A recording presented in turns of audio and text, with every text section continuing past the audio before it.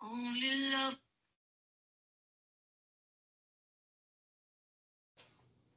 Boa noite, pessoal. Boa noite. Boa noite. Então, vamos continuar com a nossa aula de hemoterapia. É a última aula que eu ia dar para vocês, mas eu decidi fazer um plus e dar uma aula de gamopatias monoclonais, tá? Daqui 15 dias eu vou dar uma aula de gamopatias monoclonais. Aí, obviamente, fica a critério de vocês.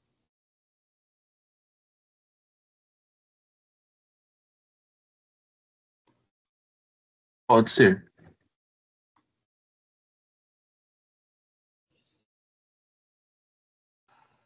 Muito bem. Então, a gente, semana passada, conversou bastante sobre as indicações de transfusão. E agora nós vamos discutir as reações transfusionais.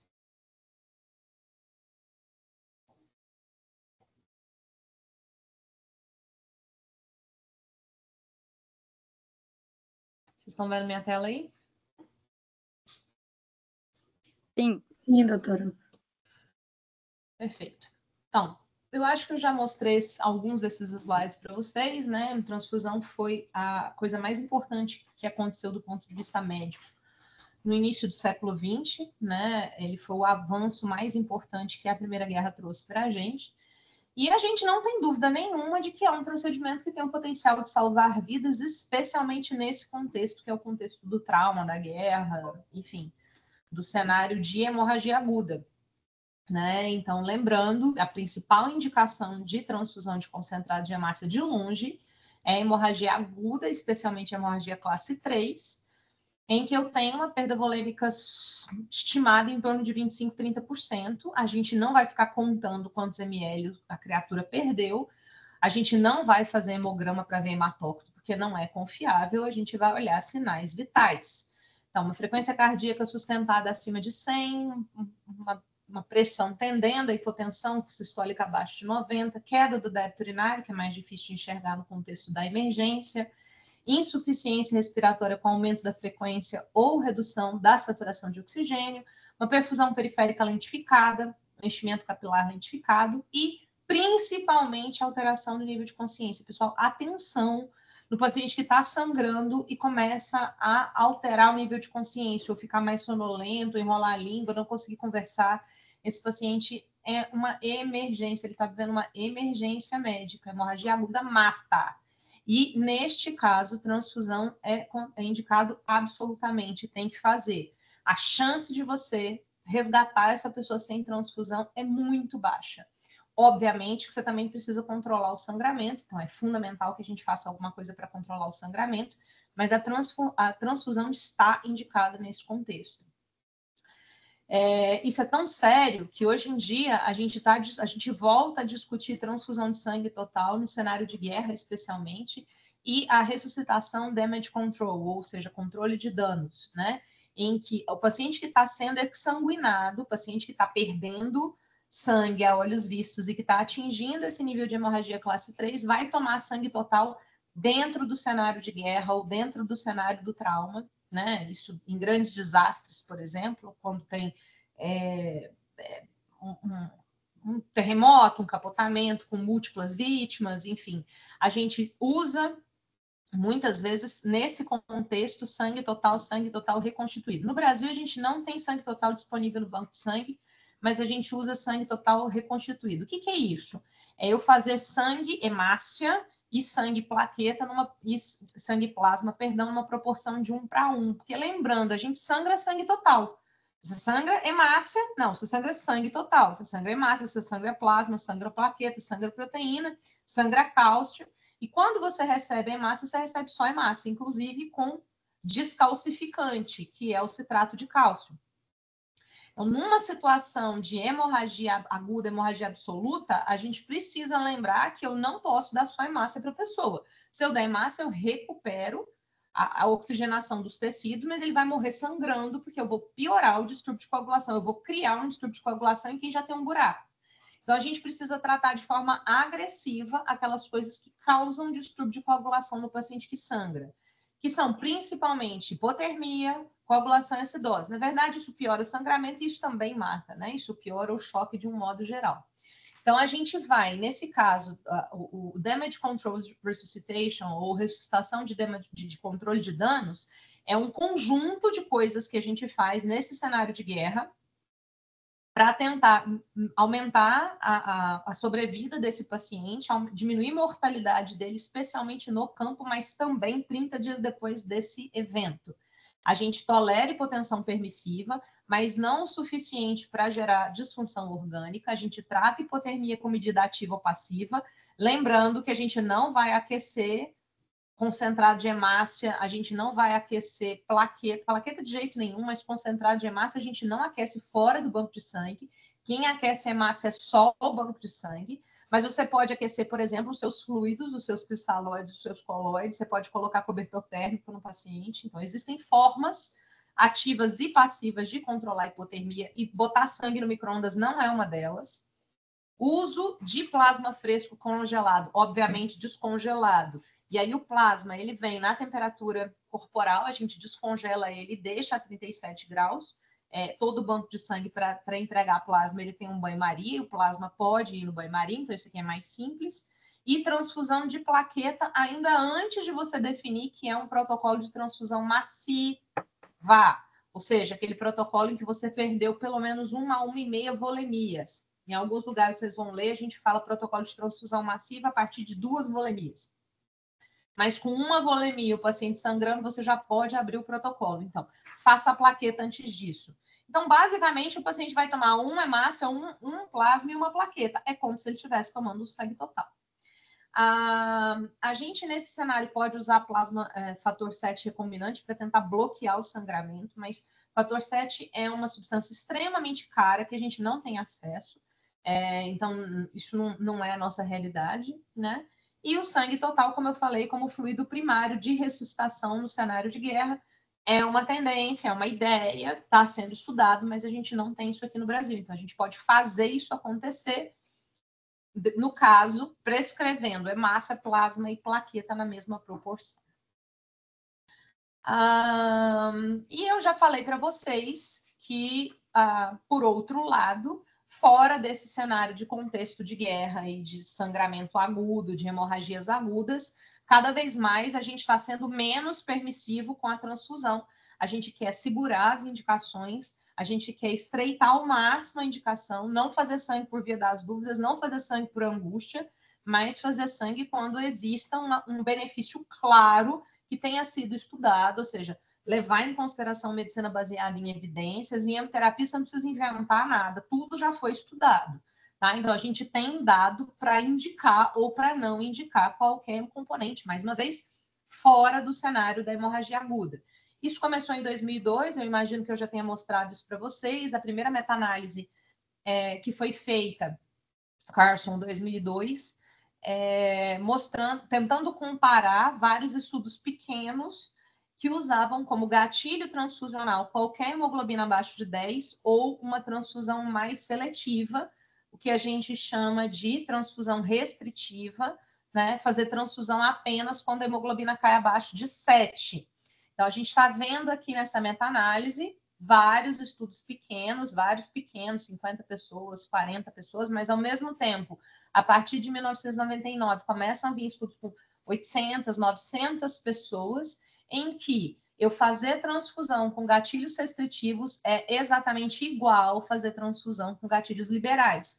Todo esse intervalo de confiança aqui na diferença da mortalidade de 30 dias, passando pelo 1, e quando a gente olha o diamante ainda encosta no 1, mas o diamante está inteiro do lado do benefício da transfusão restritiva, ou seja, o que dá uma indicação que pode ser que transfusão mal indicada, inclusive, aumente mortalidade. Bom, em 2002 a gente tinha dúvida, hoje em dia a gente não tem certeza nenhuma, a gente não tem dúvida nenhuma, a gente tem certeza absoluta que transfusões mal indicadas, transfusões com gatilhos transfusionais altos, aumentam mortalidade. Aumenta a mortalidade hospitalar, aumenta a mortalidade total. Vocês estão vendo minha seta? Sim, doutora. Aumenta a mortalidade hospitalar, aumenta a mortalidade total, tá? Aqui o diamante não está encostando mais no 1, aumenta inclusive mortalidade em síndrome coronária aguda, em edema pulmonar, enfim. Não façam transfusão com gatilho liberal.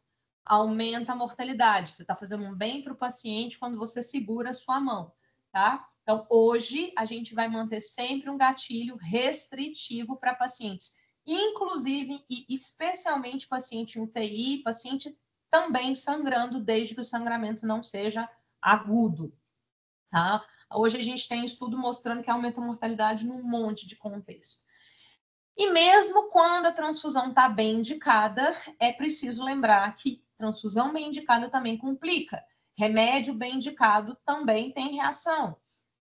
Quimioterapia, cirurgia bem indicado também dá errado. A gente precisa saber de que forma essas coisas complicam, de que forma essas coisas dão errado, para a gente definir se vale a pena ou não submeter aquele paciente naquele contexto, àquele procedimento. Bom, depois de Carson 2022, saiu a recomendação da Sociedade Americana de Bancos de Sangue, a ABB, que é hoje a maior entidade que discute hemoterapia no planeta, que o primeiro ator, inclusive, continua sendo Carson, então aquele cara que fez a primeira meta-análise, né, o primeiro autor da primeira meta-análise mostrando tendência a aumento de mortalidade com transfusão liberal, ele escreve o guideline prático que foi publicado, salvo engano, esqueci, depois eu lembro, mas já tem uns 10 anos, tá?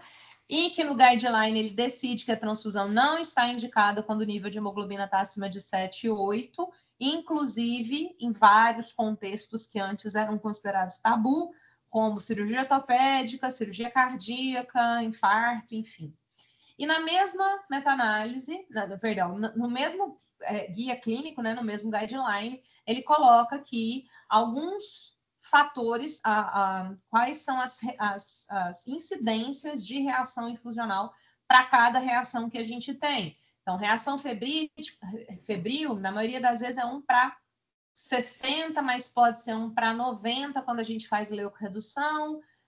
Sobrecarga circulatória 1 para 100, reação alérgica 1 para 250, o famoso TRALI, que é a lesão pulmonar relacionada à transfusão, 1 para 12 mil, e a gente sabe que TRALI é super subdiagnosticado, transmissão de hepatite B, de hepatite C 1 para 1 milhão, B mesma coisa, HIV 1 para 1,5 milhão, mais ou menos, e hemólise fatal em 1 para 2 milhões, mas se acontecer com o seu paciente ou com você, é 100%. Então, não é porque é um evento que hoje é considerado raro que eu posso correr o risco à toa. Eu já vi a Maria das Dores tomar o sangue da Maria das Neves, tá? Que é o que causaria a hemólise fatal. Deu sorte que a Maria das Dores que tomou o sangue da Maria das Neves era A, e a Maria das Dores era O. Então, a paciente que era A tomou o sangue O. Se tivesse sido o contrário, seria o caso, né, da hemólise fatal. Isso já aconteceu na minha frente. Eu vi, tá? Não foi ninguém que me contou, não. E agora nós estamos falando, todo mundo está comentando aí os 6 pacientes transplantados que receberam órgãos de 2 doadores diferentes com HIV.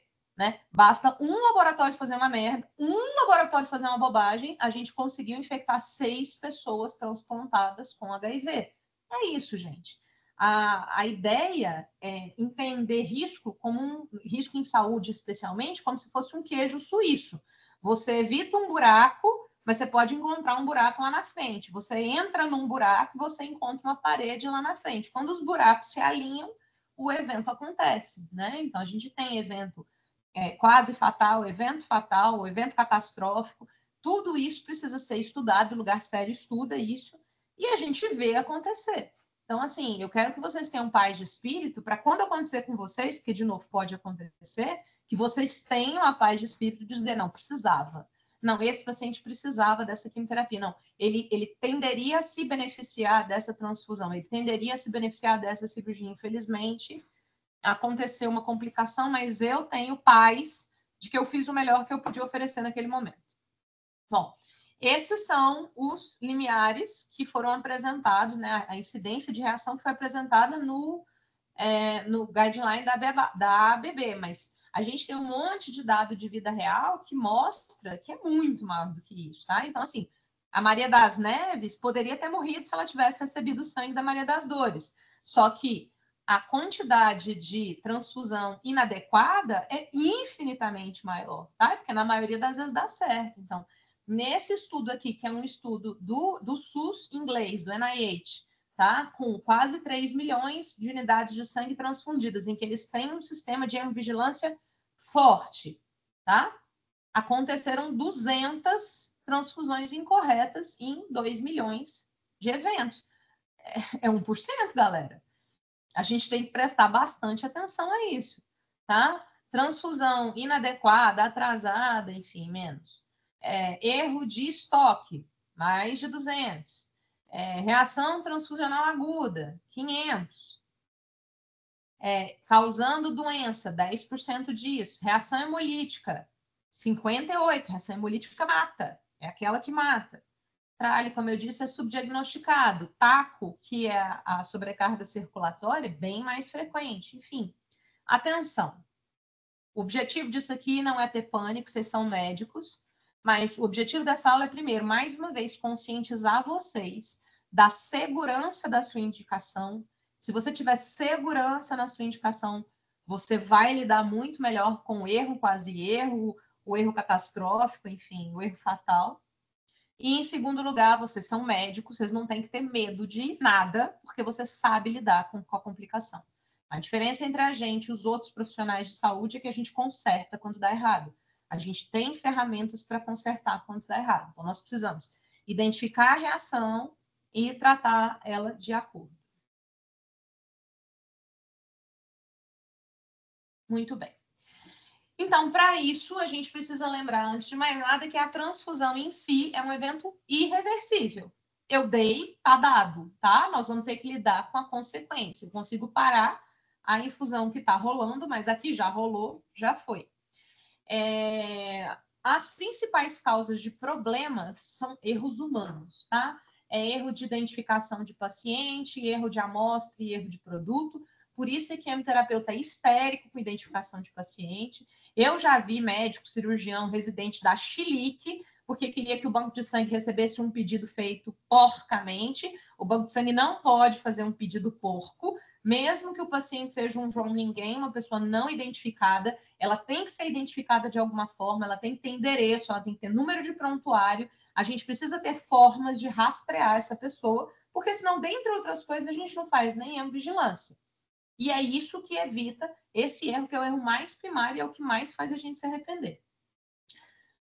Pode acontecer por insumo inadequado, bolsa que venceu, bolsa furada, enfim. Mais uma vez, os sistemas de hemovigilância, eles são absolutamente ativos aqui no Brasil, então isso é raro de acontecer, mas também é importante lembrar que a gente precisa ficar ligado com essas coisas. Podem acontecer problemas causados pelo doador, o doador tem uma incompatibilidade que não foi identificada no teste de rotina. Isso é menos de 1 para 1000, mas 1 para 1000 não é 0. E pode ser um problema no receptor, mesma coisa, tá? A gente pode ter, por exemplo, anticorpo irregular não detectado em teste pré-transfusional de rotina, isso também é menor do que 1 para 1000, mas 1 para 1000 não é 0. Bom, vocês já conhecem os testes pré-transfusionais que a gente faz, eles são obrigatórios, tá? É rotina. Nós temos 3 testes que a gente precisa fazer todas as vezes que for feita uma transfusão. Então, o receptor vai ser submetido à tipagem ABO. Eu vou usar um soro anti-A, um soro anti-B, um soro anti-AB nas hemácias. E eu vou usar hemácia de banco, no mínimo, tipo A e tipo B. Não necessariamente a gente precisa usar hemácia O contra o soro. A gente vai fazer tipagem RHD, tanto com soro RHD, quanto com hemácia RH positiva contra o soro. Então, eu tenho os 2 tipos de reagente para a prova direta, em que eu pego o soro do paciente, na verdade, a hemácia do paciente para tipagem, e aí eu coloco um anticorpo externo nessa hemácia, eu fiz a tipagem direta, e aí depois eu pego o soro do paciente, coloco com hemácia que eu conheço, e aí eu fiz a tipagem reversa, e tem que ser um palíndromo, né? Um é o contrário do outro, E aí as tipagens têm que conversar. Se elas não conversarem, o processo de transfusão já está bloqueado. Tanto a BO quanto a RHD. E no receptor a gente também faz pesquisa de anticorpo regular, que é submeter o soro do receptor a hemácias de prova, que eu conheço o fenótipo estendido, para tentar detectar anticorpos de interesse hemoterápico que podem interferir numa transfusão, tanto atual quanto a futura. Então, eu consigo identificar a maioria dos anticorpos presentes no receptor que podem viabilizar aquela transfusão. No doador, então, quando você vai lá doar sangue, você vai ser submetido a uma retipagem ABO e RH e todos aqueles exames de sorologia, né, que são obrigatórios.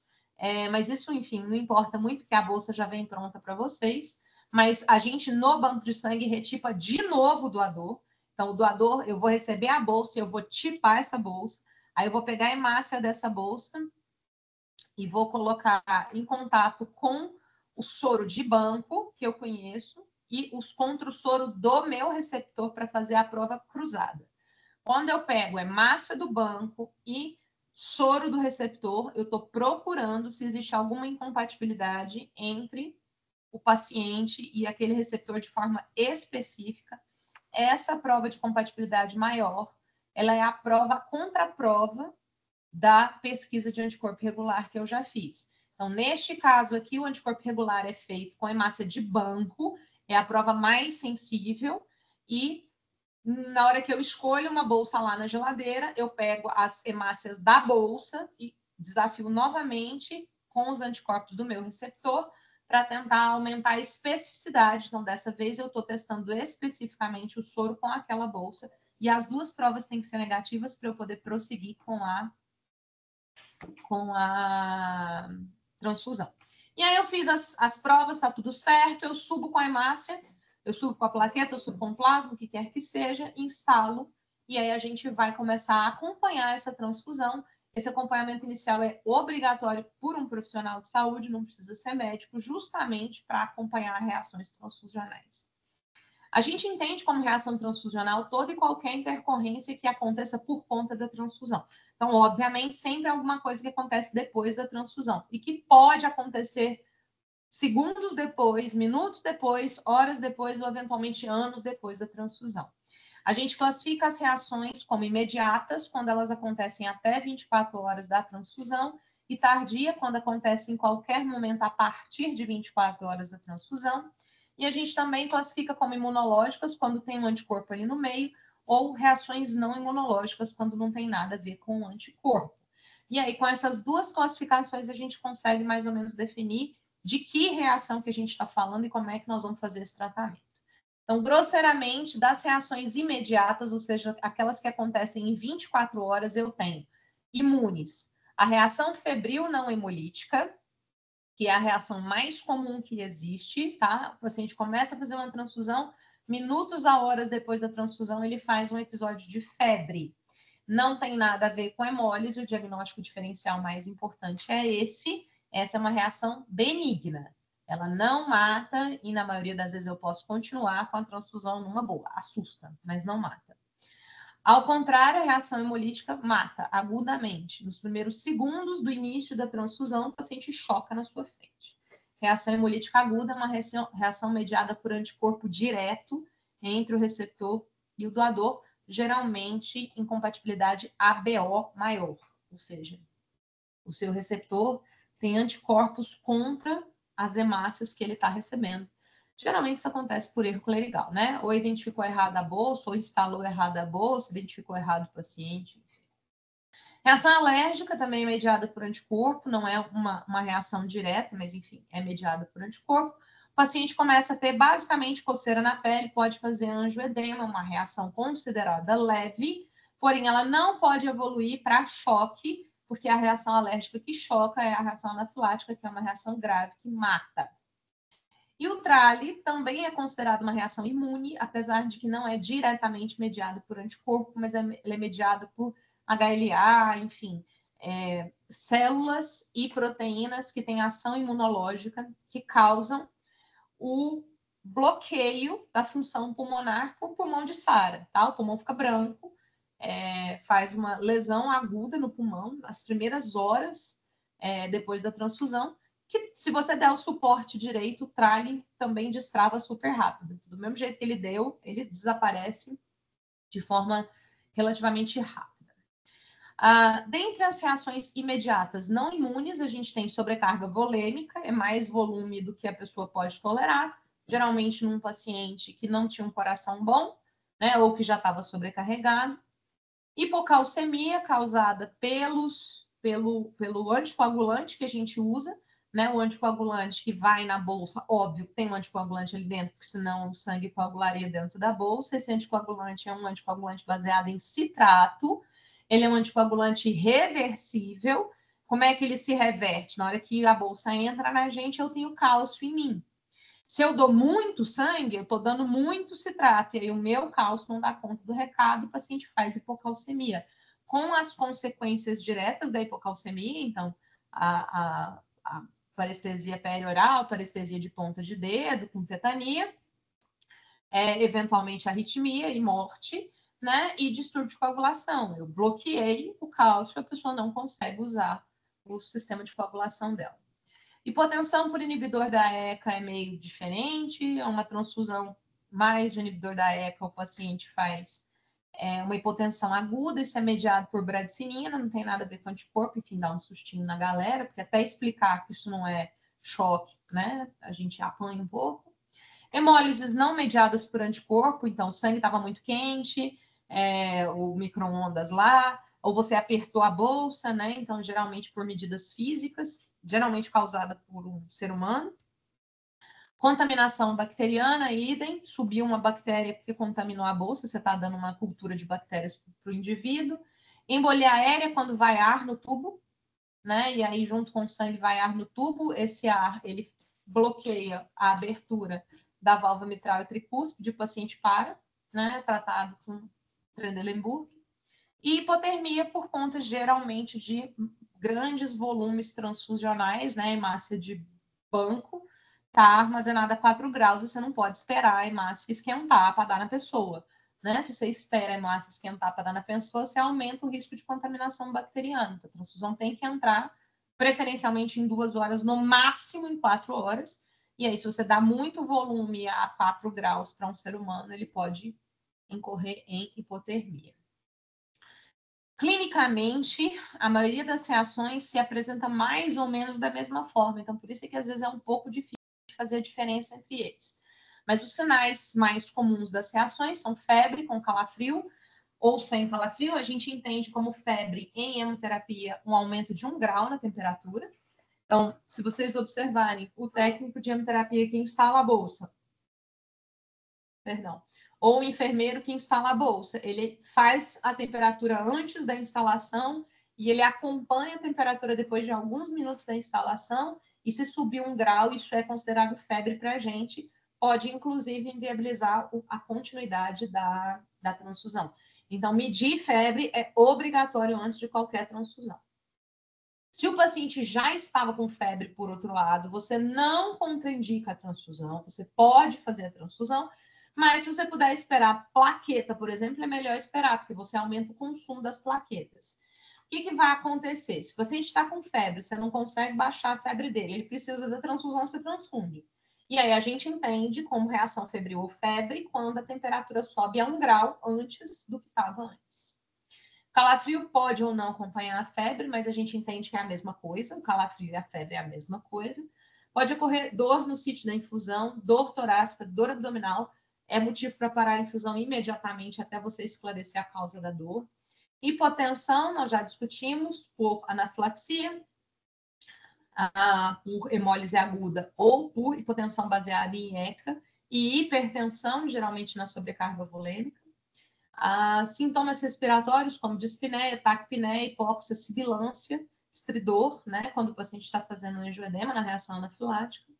Reações cutâneas, normalmente prurido, urticária, racha, edema local, e náusea com ou sem vômito. Aí náusea fica mais complicado, porque na hora que a reação acontece, o paciente assusta, aí se quem está na sala não sabe lidar, surta também, aí o paciente começa a vomitar e aí soma insulto à injúria. O médico tem que ser calmo, né? Ele tem que ser a tranquilidade naquele ambiente A gente precisa se esforçar para treinar o coração, para não passar perreio, para não passar ansiedade para o resto da equipe, porque isso piora até mesmo a sua avaliação do cenário, enfim, que você está vivendo. Sintomas mais graves, obviamente, são choque, né? Especialmente quando ele vem relacionado a febre, tremor e hipotensão, que é o caso do choque séptico, é o caso da hemólise aguda, e pode ser o caso da anafilaxia. A anafilaxia não costuma dar febre, mas faz choque, hipotensão, eventualmente com tremor. Alteração na cor da urina, hemoglobinúria, é o primeiro sinal de hemólise no paciente anestesiado. Muitas vezes o paciente anestesiado não faz febre, não faz tremor, porque ele está muitas vezes curarizado, enfim. E aí você começa a ver na sonda aparecer uma hemoglobinúria, isso é um sinal de hemólise aguda. E quando o paciente faz uma falência circulatória sem febre, sem calafrio, a gente entende que isso é anafilaxia. Então, direciona mais para anafilaxia. Mas é virtualmente impossível fazer diferença entre hemólise aguda e choque séptico. Você tira a bolsa, manda para o Hemocentro, manda para o banco de sangue, colhe cultura de todo mundo para poder fazer o diagnóstico diferencial depois. Então, uma vez que você detecta a reação, qualquer um desses sinais e sintomas durante uma transfusão, imediatamente para a transfusão, comunica o médico responsável pela transfusão, que pode ser quem pediu ou pode ser quem está de plantão, e notifica a reação ao serviço de hemoterapia. O serviço de hemoterapia, quem está lá é um técnico, mas ele tem estrada, ele está acostumado a lidar com esse tipo de coisa. Então, muitas vezes, ele é capaz de te ensinar a investigar a reação e saber como é que trata. Se a orientação for bloquear a transfusão, devolve a bolsa do jeito que ela está para o banco de sangue, mesmo que já tenha terminado a transfusão. Aquela bolsa pode ser estudada ainda, porque ainda tem sangue ali dentro. Então, não jogue fora bolsa de reação, porque a gente pode investigar a reação e isso pode ter implicação para o manejo desse paciente daqui a alguns minutos. Identificou a reação, não tira o acesso, tá? O gênio da lâmpada vai lá e arranca o soro, o sangue. Tudo bem, é para você parar a transfusão, mas de preferência mantenha o acesso. Ou se você não conseguir manter o acesso, você vai precisar fazer um acesso rápido. Por qualquer uma das reações graves, vai precisar de um acesso rápido. Verificar sinais vitais e acompanhar ativamente o estado cardiorrespiratório para anotar qualquer deteriorização e fazer a transferência desse paciente para box, sala de emergência, enfim, sala vermelha, caso você perceba que a vaca vai para o brejo. E, de cara, já, enquanto você está fazendo tudo isso, já olha para cima e tenta identificar o paciente, a bolsa, e ver se a bolsa está identificada de forma correta, porque já muda tudo, né? Se o problema for erro, você já conseguiu matar metade da sua investigação. E aí nós vamos verificar registro, vamos avaliar qual é o tipo da reação, vamos classificar. E em caso de reações hemolíticas, trale, anafilaxia e sepse, nós estamos falando de reações de emergência. O paciente tem risco de morrer, desce com ele para a sala vermelha, para a box, enfim, monitoriza e deixa esse paciente em vigilância, colhe a amostra pós-transfusional e manda a bolsa, e uma dessas amostras precisa ser de hemocultura. A gente vai fazer hemocultura da bolsa, vai fazer do paciente, vai tentar cruzar para ver se acha a bactéria. Não precisa mandar a amostra pós-transfusional só se você tiver certeza que é uma reação anafilática ou que é uma sobrecarga volêmica, que aí tá fácil, né? O paciente está crepitando até o ápice, enfim, com a pressão lá em cima, isso não é trale, isso é sobrecarga, está fazendo um edema agudo pulmonar.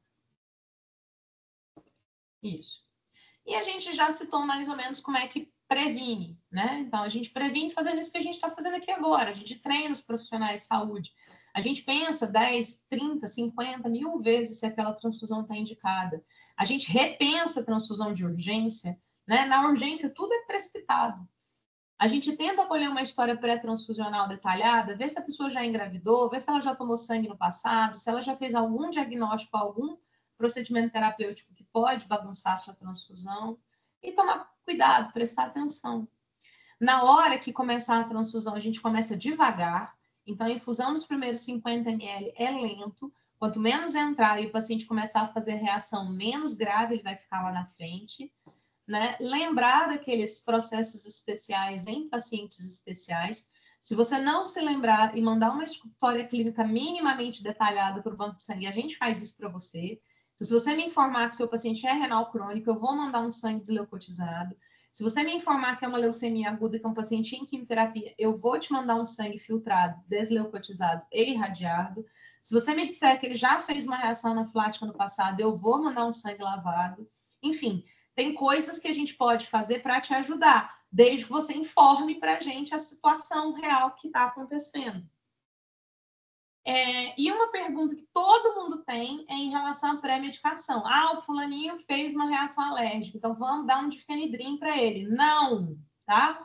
Reação alérgica leve, o tratamento, na verdade, a prevenção não existe. Por quê? Foi contra aquela bolsa. Não significa que você vai ter reação contra a próxima bolsa que vem. Então, a gente não faz pré-medicação, a gente trata a reação depois que ela aconteceu, tá? A gente não deve usar corticoide no meio da avaliação da reação transfusional, gente. Tem gente que acha que corticoide é remédio parada. Remédio parada é adrenalina, tá? Pode até ser o difenidrim, mas remédio de parada é adrenalina, não é corticoide. Não é difenidramina, Benadryl, né? Então, assim, não é para ficar fazendo corticoide. Ah, mas fez uma reação alérgica. Antihistamínico, não é para fazer corticoide. A reação vai resolver sozinha. Corticoide não tem ação aguda em cima de uma reação alérgica. O corticoide só vai agir daqui horas. Então, numa anafilática, tudo bem. Mas o tratamento de reação anafilática não é difenidrim, não é corticoide. O tratamento de reação anafilática é adrenalina. E vale para qualquer reação anafilática. Vocês morrem de medo de adrenalina. Não entendo por quê. Nenhum paciente morre de adrenalina quando ela está bem feita, quando ela está bem indicada. E o paciente morre de anafilaxia se você fica, ai, vamos fazer o Benadryl. Benadryl não tira o paciente de reação anafilática. Se o paciente fez uma reação anafilática, ele saiu com Benadryl, não era, tá? Era no máximo uma reação alérgica. Mais uma vez, isso vale para sangue e para qualquer outro procedimento que cause alergia aguda. Então, vamos para os tipos, né? Eu já citei, vou falar rapidinho, porque a gente já começou a comentar essas coisas, mas reação hemolítica aguda é a emergência absoluta em hemoterapia, é geralmente causada por erro, ABO-RH. Normalmente, ABO-RH não costuma fazer isso. O paciente faz febre, tremor, calafrio, evolui com hipotensão e taquicardia, começa a ter dor no tórax, dor abdominal, dor aonde está entrando, e aí logo em seguida ele começa a ter hemoglobinúria, fecha o rim, choca, faz insuficiência renal aguda e pode evoluir com CIVD. A incidência é super variável, tá? É de 1 para 38 mil, para 1 para 70 mil. Vocês viram que a ABB disse que é 1 para 2 milhões, lá na terra deles. De exames, a gente vai repetir os testes imunohematológicos e nós vamos fazer cultura para fazer diagnóstico diferencial com sepse. Clinicamente, você vai parar a transfusão, você vai manter hidratação ampla para diurese ampla e suporte intensivo para esse paciente para tratar o choque, e a prevenção é prestar atenção no que você está fazendo. Já a reação febrilno-hemolítica é só febre, aumento de temperatura com ou sem tremor e calafrio, a incidência beira 1, 2%. Os exames são baseados em afastar a sepse, afastar a hemólise, afastar a anafilaxia não dá febre, né? Então, basicamente, é sepse e hemólise. Clinicamente, a gente dá suporte clínico, a gente faz antitérmico, então você pode dar paracetamol, pode dar dipirona, pode dar ibuprofeno. E em caso de calafrio intenso, às vezes o paciente treme tanto que ele fica todo dolorido, a gente poderia fazer meperidina, hoje em dia não existe meperidina mais. Meperidina era a antiga dolantina. Nesse caso, você pode fazer um Plictil, clofeniramina, e não se faz antipirético como prevenção, tá? Se o paciente faz reação febrilno-hemolítica de forma recorrente, a prevenção é com desleucotização, ou seja, filtragem. E o mesmo vale para o contrário. Se eu não quero correr o risco de reação febrilno-hemolítica, eu dou concentrados celulares, hemácia e plaqueta filtrado. Marta, por que eu não dou filtrado para todo mundo? Porque custa dinheiro. Não preciso explicar muito, tá? A gente vai dar para quem efetivamente pode se beneficiar desse filtro. No trauma, por exemplo, não faz sentido nenhum. Reação alérgica leve a moderada, o paciente começa com prurido, com urticária, com eritema, aí ele surta. Aí começa rouquidão, sibilância, náusea, vômita e vomita, enfim. Até aqui continua sendo uma reação leve ou moderada. A incidência é variável em torno de 2% também, então ela disputa com a reação febril qual é a mais comum, mas essa aqui não é prevenível, então a outra é menos comum do que essa aqui. A gente não faz nenhum teste de laboratório, a maioria das reações é benigna e melhora sozinha, mas você trata com antihistamínico e você pode reiniciar a transfusão com o mesmo componente depois do tratamento. E a gente não pode fazer nada para prevenir, a gente não usa antihistamínico como pré-medicação. Já na reação anafilática, reação alérgica grave, o paciente, além do prurido, da urticária, do eritema, da tosse, da rouquidão, ele evolui com broncoespasmo, com dispneia, com sibilância, com hipotensão e choca. Aqui é muito mais raro, tá? A gente vai ter 1 para 20 mil, 1 para 50 mil. E a principal causa é deficiência de IgA, que é comum na população. Então, a gente não sai rastreando IgA por aí. Quem já passou na gastro vê que a doutora Cláudia pede o anticorpo antitransglutaminase IgA, e ela sempre pede uma dosagem de IgA junto, porque se a pessoa tiver uma deficiência de IgA, o anticorpo vai vir falsamente baixo. Então, ela precisa do IgA basal para ela poder interpretar a antitransglutaminase IgA, anti-endomísio IgA, enfim. Por quê? Deficiência de IgA é bem comum, bate aí 1,5% a 2% da população normal. Se essa pessoa que é deficiente em IgA precisa tomar sangue, a primeira bolsa sai de graça. Então, a primeira transfusão que ela faz, ela vai entrar em contato com o IgA, que o resto da humanidade tem, e vai fazer um anticorpo anti-IgA. Na próxima transfusão, alguns dias depois, ela vai fazer uma reação anafilática mediada por IgA. Tratamento é ressuscitação volêmica, suporte intensivo, adrenalina. O tratamento disso não é antihistamínico. Eu quero fazer. Pode fazer depois que você fizer adrenalina, tá? Vocês precisam estudar como é que trata a anafilaxia, porque todo médico recém-formado que eu conheço trata errado. Não é Benadryl. Benadryl não é medicação de emergência. O tratamento é adrenalina. Como que faz? 1 miligrama no músculo. Pega a ampola e faz assim na coxa, está resolvido. Produtos celulares lavados seriam a prevenção. Então, depois que uma pessoa faz uma transfusão e ela faz uma reação anafilática e eu descubro que é IgA, eu vou lavar o sangue para tirar o plasma e aí eu tiro a IgA que fica ali e diminuo o risco de uma nova reação anafilática. Trali é outra reação transfusional grave, tá? Mas é menos grave do que as que eu citei até agora. A gente chama de trali qualquer insuficiência respiratória aguda que aconteça até 6 horas depois da transfusão. Então, trali é diferente das reações imediatas. As reações imediatas, elas acontecem em até 24 horas, mas, teoricamente, trali tem que acontecer nas primeiras 6 horas. E, basicamente, é uma insuficiência respiratória aguda de vários níveis. Então, você pode tratar isso colocando um seca-meleca, um cateterzinho de O2, uma máscara, uma não reinalante, ou, eventualmente, você vai precisar entubar o paciente. Mas se você não fizer nenhuma besteira, se você não entubar ele fizer uma pneumonia aspirativa, uma pneumonia relacionada à ventilação, se você der o suporte ventilatório direitinho, espera, em 24 horas ele normaliza, tá? É uma reação que destrava relativamente rápido. Se esse paciente fez um trali, você pediu 6 bolsas de sangue para ele, você não sabe qual das 6 foi que causou o trali, esses 6 doadores estão inativados em definitivo. Eles nunca mais podem doar sangue. Então, olha o tamanho do problema quando você faz 1 milhão de transfusões numa pessoa, tá? A gente sempre faz uma bolsa. A gente, se precisar, faz a segunda. E a exceção de transfusão massiva, de paciente hemorragia, morrendo, a gente não faz muita transfusão em ninguém. Tratamento de trali é suporte respiratório. Você pode fazer diagnóstico diferencial de trali com sobrecarga volêmica. Então, ecocardiograma raio-x de tórax ajuda. Você pode fazer diagnóstico diferencial com sepse, apesar de que o trali não costuma fazer febre. E você pode fazer com reação hemolítica aguda a mesma coisa. Trali não costuma fazer febre. Então, no trali, basicamente, eu tenho a disfunção respiratória aguda. Não existe prevenção, mas esse é o motivo, por exemplo, pelo qual mulher não doa plaqueta no DF por aférese, tá? Porque a gente sabe que a mulher engravida, a mulher faz mais anticorpo anti-HLA, ela faz anticorpo contra o neném dela. Então, esses anticorpos é que eles são eles são meio que a causa do TRALE, a gente acredita. A causa não é muito bem definida. Sobrecarga volêmica é overflow, é excesso, né? O paciente desenvolve uma dispneia súbita, com cianose, com taquicardia e com hipertensão, ao contrário das outras reações que costumam causar hipotensão. É um diagnóstico clínico de edema agudo de pulmão. É uma incidência relativamente rara, a gente sabe quem é o paciente que está correndo risco de fazer sobrecarga volêmica. A exceção é aquele paciente jovem, por exemplo, com suspeita de PTT, que você quer dar volumes muito grandes de plasma para ele, ele tem coração bom, mas mesmo esse coração bom não aguenta 30 ml de plasma em poucas horas.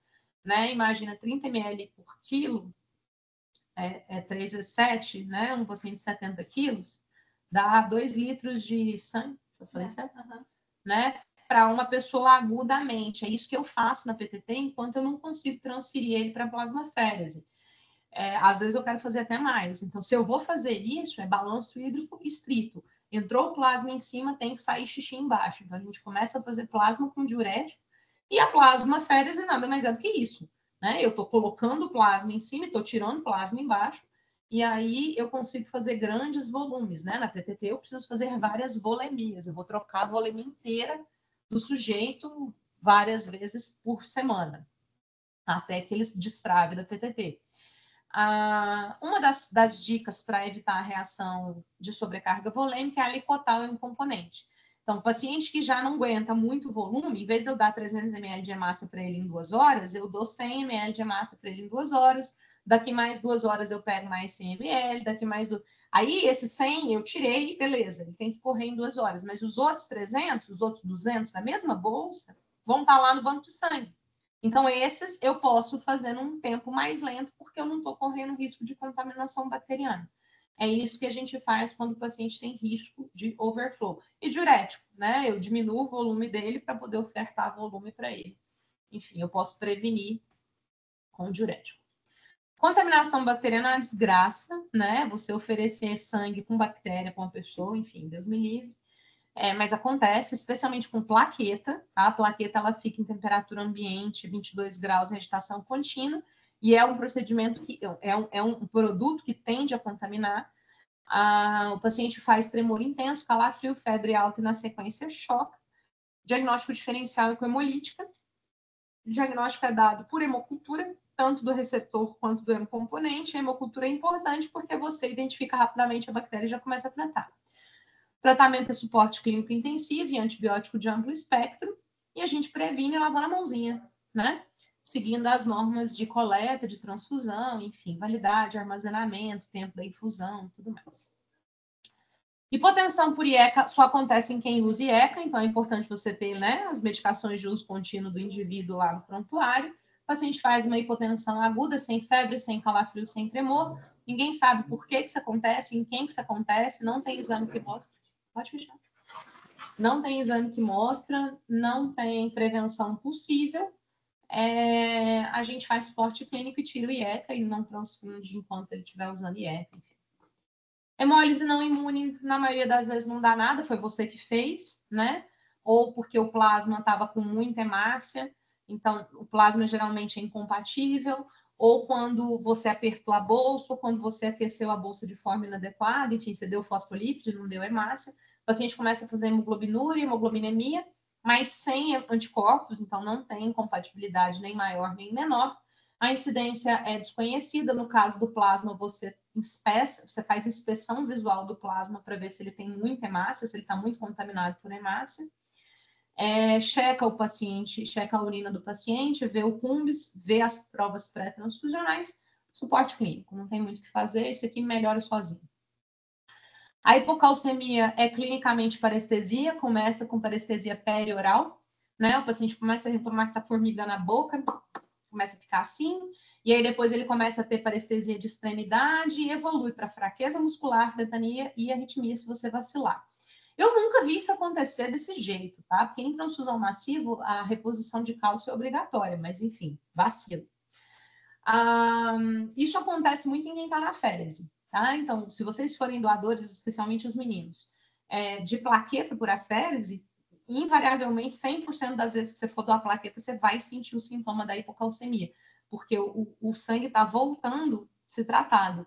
E aí, automaticamente, o técnico que está lá fazendo a sua coleta, ele já vai fazendo a reposição de cálcio. Assim. É uma experiência bem interessante, dá um calor quando você toma o cálcio, enfim.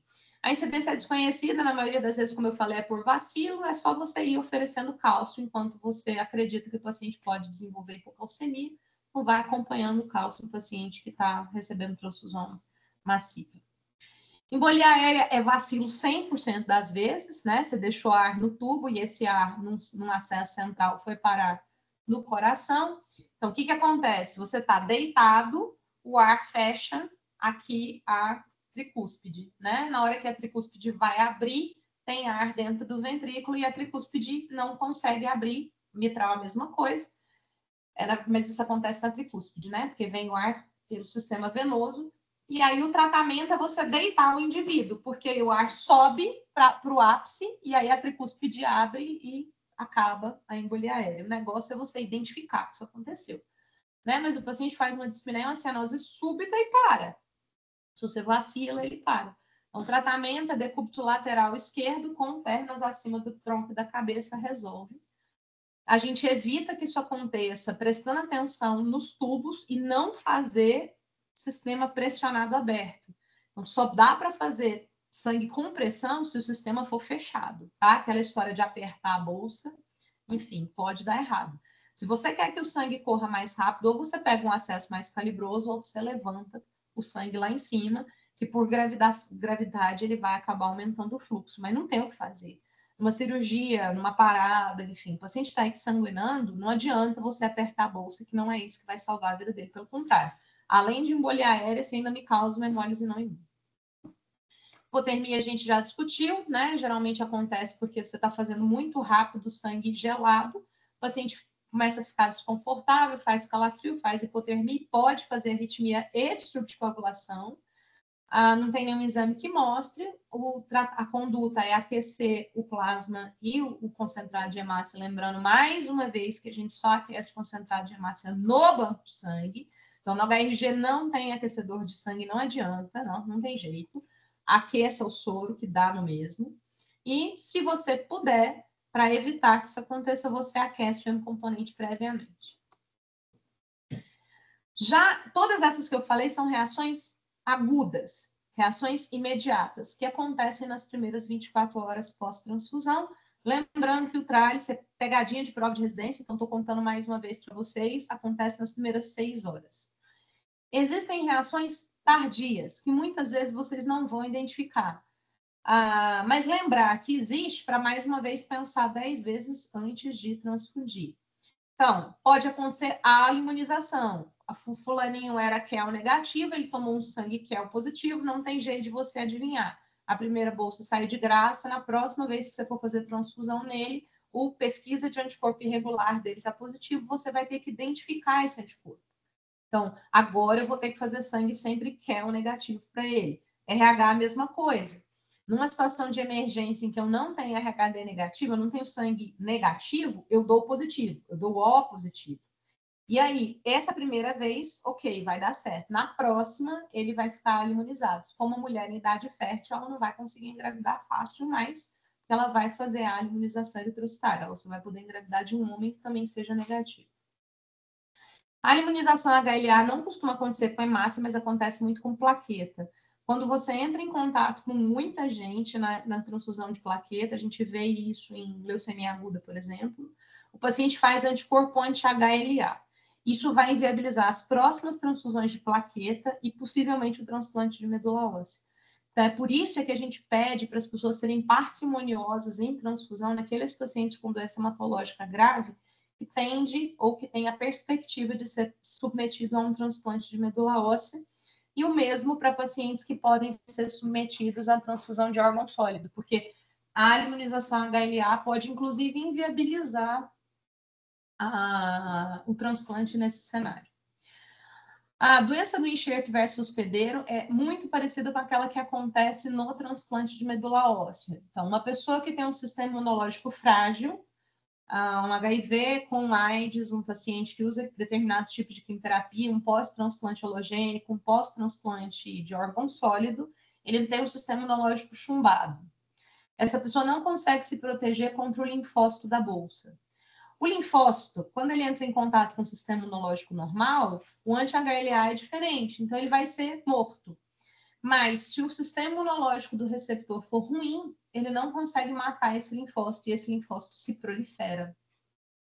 É por isso que nesse cenário, HIV/AIDS, não HIV, AIDS, transplante de órgão sólido, imunossuprimido, determinadas quimioterapias, especialmente quimioterapia hematológica, transplante halogênico, a gente não faz concentrado de hemácia e plaqueta sem ser irradiado. Eu tenho que matar esse linfócito, porque se o linfócito passar para a pessoa e crescer, ele ataca a pessoa.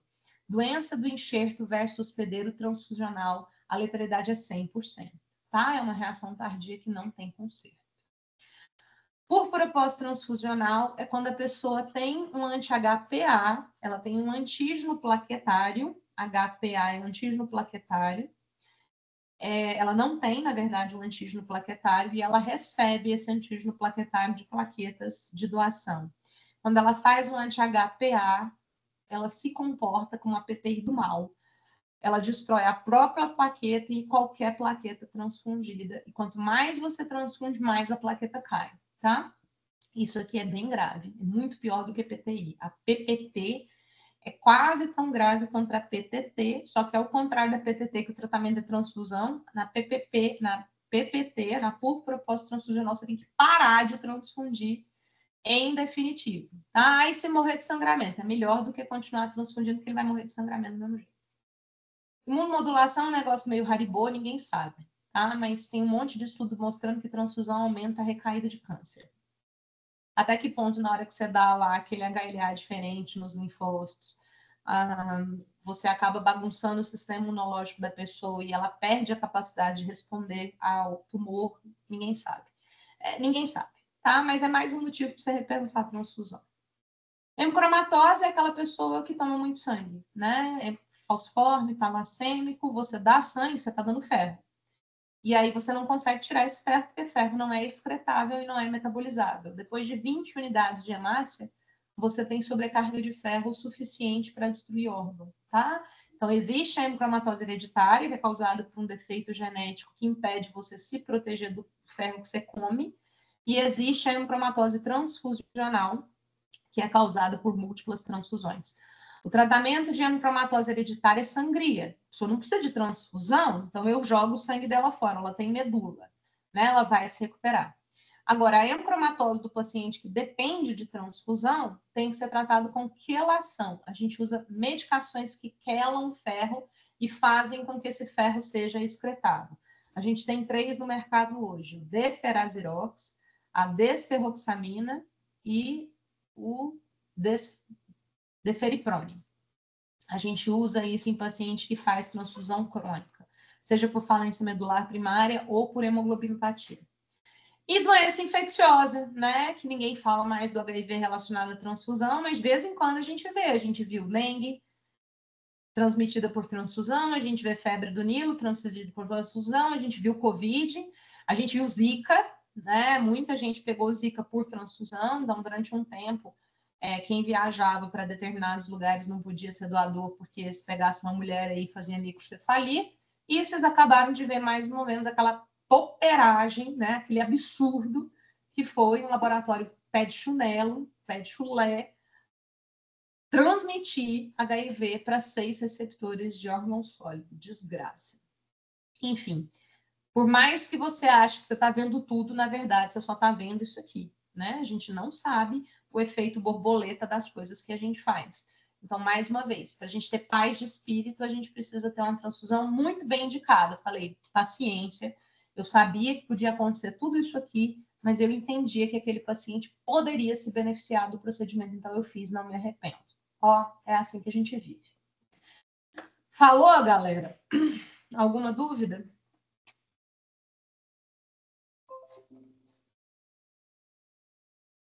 Não, doutora, foi ótimo, obrigada. Não por isso. Na verdade, essa aula eu tinha que dar para vocês no começo do ano.